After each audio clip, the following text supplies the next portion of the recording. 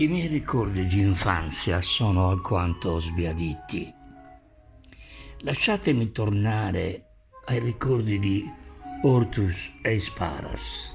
Veramente io non mi aspettavo che sbucassero dalla siepe i conigli, ma dei vecchi monaci vestiti con un lungo abito bianco e con la barba dello stesso colore. Le donne parlottavano fra loro proprio dei frati e dicevano che là c'erano stati dei monaci con le barbe bianche e vestiti lunghi. Il giardino ne conservava il ricordo con il nome. Quando mi avevano fatto sedere per terra mi avevano avvertito: fai a Vizubello che non bene ti spara biancos. Io li aspettavo da un momento all'altro, con trepidazione e anche con naturalezza. Allora ho ben presente tutte le famiglie del vicinato, Sarruga de Ziedda, su Ziriu e Inferru e tutti gli altri, zio Antoni Risi, zio Verdaroda, zio Antoni.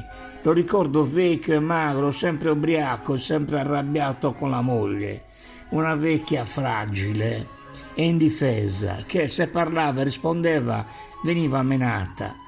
Non restava che sfogarsi con le vicine, raccomandava l'anima a Dio.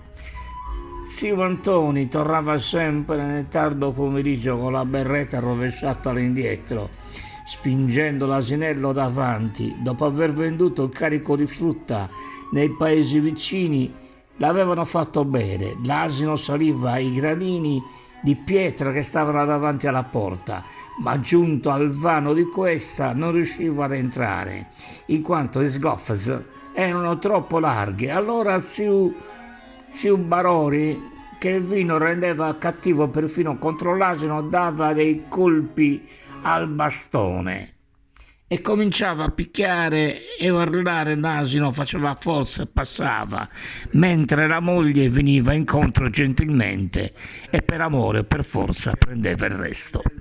Queste scene le ho viste davanti a me.